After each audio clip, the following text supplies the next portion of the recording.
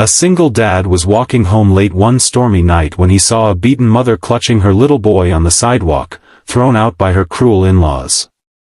He had no idea that by taking them in, his life would change forever, because that little boy was secretly the heir to a billionaire's empire. What happened next will leave you speechless. Before we begin, don't forget to like this video and subscribe to our channel for more heart-touching stories that prove kindness can change lives. The rain was pouring heavily that night, the kind of downpour that seemed to wash away the world's sins but left behind the pain of those who suffered in silence. Daniel Miller, a single father in his mid-30s, pulled his jacket tighter around him as he hurried home from the late shift at the auto repair shop. His 8-year-old daughter, Lily, would be waiting at home, probably dozing off on the couch with the TV humming quietly in the background. Life hadn't been easy for Daniel after his wife passed away 3 years earlier. Every day was a struggle, balancing long hours at work, caring for Lily, and carrying the weight of grief that still lingered, but he pushed forward with a quiet strength. That night, though, his steps slowed when he spotted something unusual on the side of the road. A woman was sitting on the wet pavement, clutching a young boy to her chest.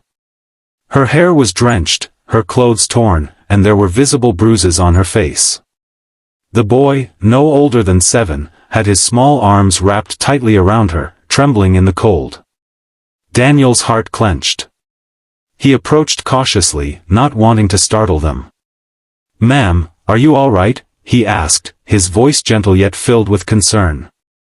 The woman lifted her head, her eyes swollen from crying, and shook it weakly. "Please, we have nowhere to go," she whispered. "They threw us out, his family, they didn't want us anymore." Daniel was taken aback. Who could throw out a mother and child on such a night? "You can't stay out here," he said firmly. "Come on, I'll take you to my place. It's not much, but it's warm and safe." The woman hesitated, her body tense with fear. She had clearly been through something terrible, and trusting strangers wasn't easy. But when she looked into Daniel's eyes, she saw sincerity, kindness, and something she hadn't felt in a long time, safety. Nodding slowly, she allowed him to help her to her feet. "I'm Emily," she said softly. "And this is my son, Noah." Daniel gave her a reassuring smile. "I'm Daniel. Let's get you both out of this rain." As they walked to his modest apartment 2 blocks away, Daniel noticed how Emily limped slightly and how Noah clung to her side like a shadow, his big brown eyes darting around nervously. Something in Daniel's chest stirred, a protective instinct, the same one that had carried him through the hardest years of raising Lily alone. When they reached the apartment, Lily rushed to the door, her eyes widening when she saw Emily and Noah. "Daddy, who are they?" she asked innocently. Daniel placed a hand on her shoulder. "This is Emily and Noah. They're going to stay with us tonight." Lily's face brightened instantly. "Hi. Do you like hot chocolate? Daddy makes the best." For the first time that night, Noah's lips curled into the faintest smile, though he didn't say a word. Inside, Daniel quickly got towels, blankets, and a set of his late wife's clothes for Emily. She accepted them with tears in her eyes, whispering a shaky, "Thank you." As she changed in the bathroom, Daniel warmed some soup on the stove and set the table. Noah sat silently, his small hands folded in his lap, but his eyes followed Daniel's every move. When Emily returned, she looked more composed, though the bruises on her face and arms were still painfully visible. "I don't know how to thank you," she said quietly as she sat down. We were living with my husband's parents after he passed away. At first, they promised to take care of us, but everything changed. They blamed me for his death, called me a curse, and treated Noah like he wasn't one of them. Tonight, they finally told us to get out, and they didn't care where we went." Her voice cracked, and she quickly wiped at her eyes. Daniel's jaw tightened in anger. "That's cruel. No child deserves that. And you didn't deserve this either." Emily lowered her gaze, ashamed. "I tried to fight for Noah, but I was powerless against them. They made me feel like nothing. Daniel leaned forward, his voice steady. Listen, Emily, you're not nothing. You're a mother who's fighting to protect her son. That makes you stronger than you know. She blinked at him, clearly touched by his words. That night, after the kids were tucked into Lily's room, Lily insisting Noah share her bed so he wouldn't be scared, Daniel sat in the living room, staring out the rain-streaked window. Emily sat quietly across from him, sipping tea he had made for her. You didn't have to do this, she said softly. Most people would have walked past us. Daniel shrugged, though his eyes betrayed the emotions behind his choice. I know what it's like to lose everything. I couldn't just leave you out there. Kindness, it's the only thing that's kept me going all these years. Emily swallowed hard, fighting back tears again. There was something steady and grounding about Daniel's presence.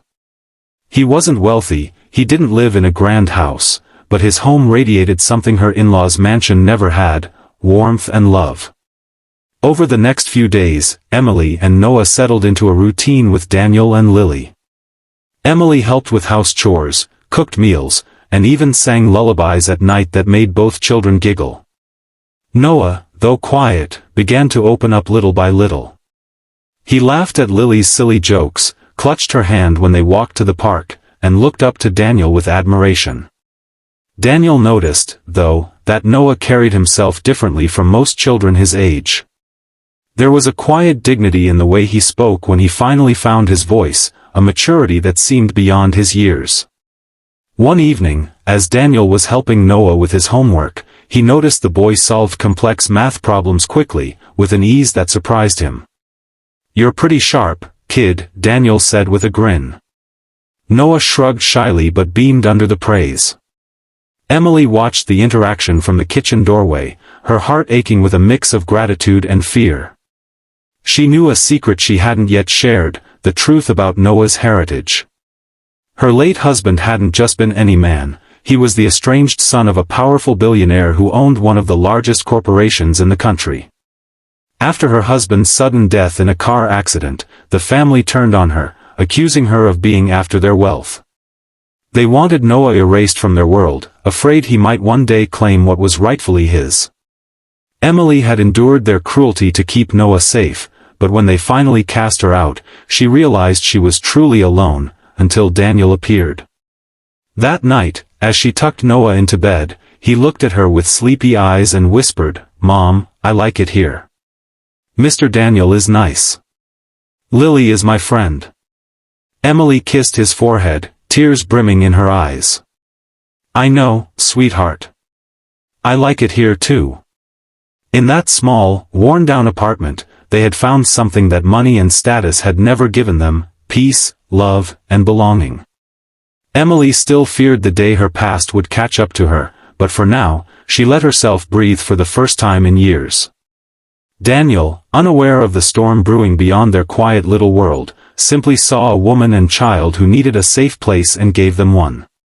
He didn't know yet that by opening his door that rainy night, he had stepped into a story far larger than his own, a story that would test his strength, shake his heart, and change all their lives forever. Days turned into weeks, and Emily finally felt what safety tasted like. Daniel's small home was filled with laughter, meals shared at the table, and the kind of love she thought she had lost forever. But one morning, everything changed. A convoy of black cars pulled up outside the building. Emily froze, her face pale. "It's them," she whispered. Daniel stepped protectively in front of her and Noah as several well-dressed men emerged. At the center was a cold-faced man, Emily's late husband's father, the billionaire patriarch. "You think you can hide my grandson from me?" he thundered. "That boy is the heir to everything I built." Daniel's jaw tightened, his hand resting on Noah's shoulder. "If you cared about him, you wouldn't have thrown him out." The man sneered, but Noah surprised everyone. Standing tall, his small voice rang clear. "I don't want your money. I just want my mom, and Mr. Daniel, and Lily. They're my family." Silence fell. For the first time, the powerful billionaire's